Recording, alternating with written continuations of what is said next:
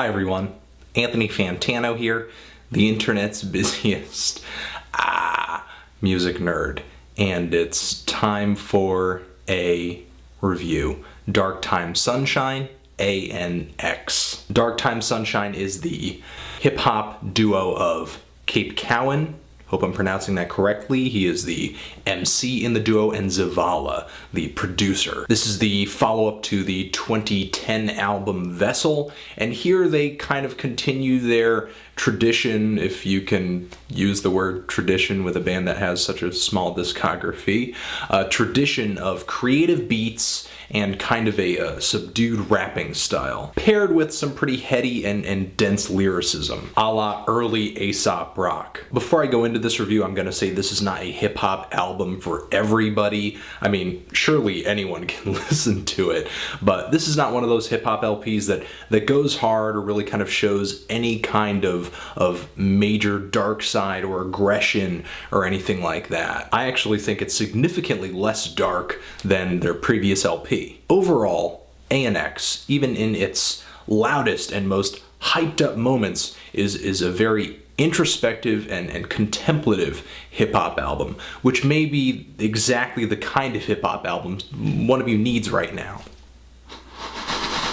Any fan of Dark Time Sunshine is going to notice right off the bat that the production has really changed, not only in sound but in mood as well. And people who are new to Dark Time Sunshine too, I think you're going to find the production on this thing to at least kind of stick out to you. Maybe not be the most unique thing on the block, but definitely bring a kind of heavenly tone. This LP for sure is not really the kind of sample-heavy, cluttered, moody and sometimes noisy soundscape that Vessel was. By contrast, on ANX, the production here is much more dreamy, smooth, spacey. I would throw in the word sweet too, and maybe even calming. There are loads of tuneful choruses on this thing. For example, the track Can't Wait, which is one of the songs that kind of kicks this LP off, has a really, really strong synth melody just soaring over the chorus, as do a lot of songs on here. And the track Valiant, which is really one of my favorite tracks on here, has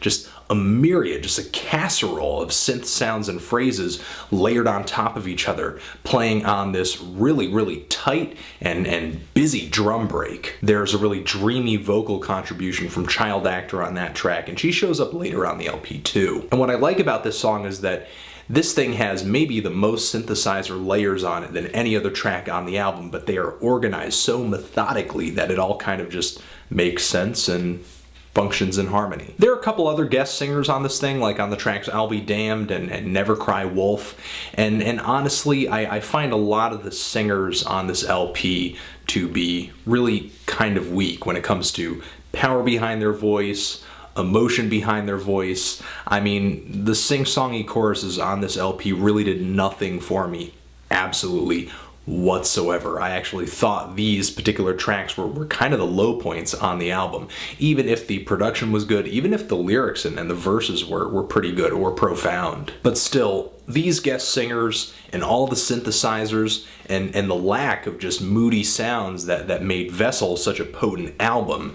this ANX is so much more of a blissful move for Dark Time Sunshine. I mean, it's really just kind of like a hip-hop dream, which is fine because Cape Cowan actually acknowledges dreams as being a pretty big influence, or maybe not an influence, but a great way to find lyrical content, because so much of his lyricism has like borderline surreal qualities to it. Now, the rapping on this thing from him overall is kind of monotone, actually a little bit more monotone than he was on Vessel. I mean, he's really shooting for something much more laid back, way more contemplative, not really getting you to, gnash your teeth or move in your seat or anything like that. I mean, really just kind of massage your mind. Even when he does manage to spit out something pretty fast, which can be often because he does have a fast flow. I mean, there's a lot of technical ability to his rapping. It's still pretty, I mean, the only tracks on here that kind of stick out to me as not having a blissful feel to them are like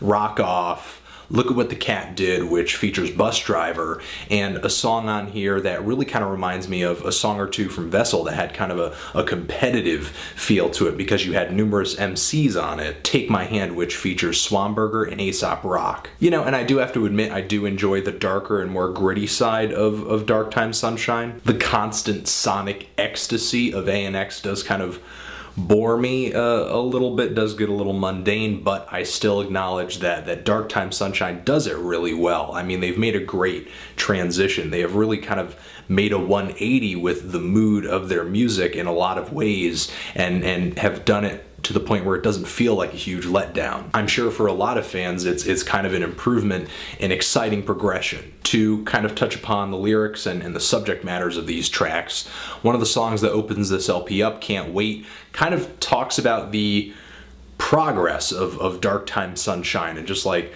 I don't know, the travel of their music, of their kind of musical journey. There's a line in here about rapping or just basically making music until the coffin's dropping. To me, this track kind of actually feels like a letter to the listeners, kind of maybe assuring them of what this album is going to be, where Dark Time Sunshine is going to go, how devoted they are to this vision, to this direction. The track Cult Class kind of takes a religious point of view, or maybe not religious point of view, but maybe kind of just like a fantasy religious point of view, talking about getting on a rocket ship paid for by money from the church's collection plate and then going to heaven on it. And they're talking about Apple employees being apostles. I mean, there's a lot of surreal imagery on this thing, but not necessarily, I guess, some kind of strong theme or message or point to what is being said. At least to me anyway.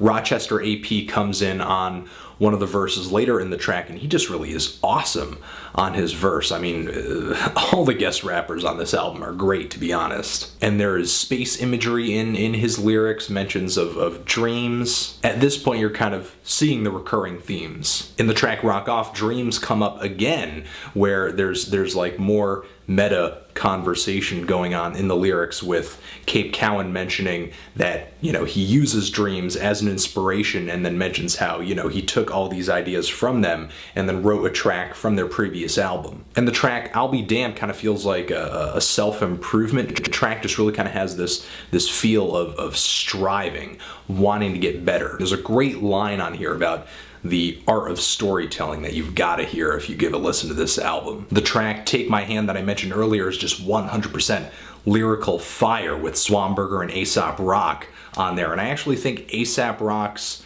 verse on that thing, the third verse on this track, is like the most brutal verse on the entire LP, with the mention of death cards and the trick, and just kind of like how death is on hold on the phone. And that's great, but kind of a downside is that not only his verse, but a lot of the verses from the guest rappers on this LP grab my attention and impress me, whether it be with flow or just concept, so much more than what Dark Time Sunshine has going on. You know, I did like this album a lot, but there were just kind of like some glaring, not huge glaring, but glaring nonetheless negatives for me. Just constant bliss, a lot of hooks that I didn't really care for. And I do think the bright, flashy synths and just heavenly production do kind of overshadow the rapping at times, especially considering how much more subdued the flows are on this LP in comparison with Vessel, which I foolishly did not review in 2010. They just kind of got a new direction here that I'm not agreeing with 100%, but still a really solid left field hip hop album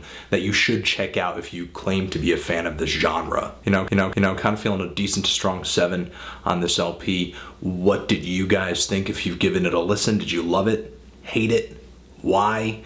And what should I review next? Anthony Fantano, Dark Time Sunshine, forever.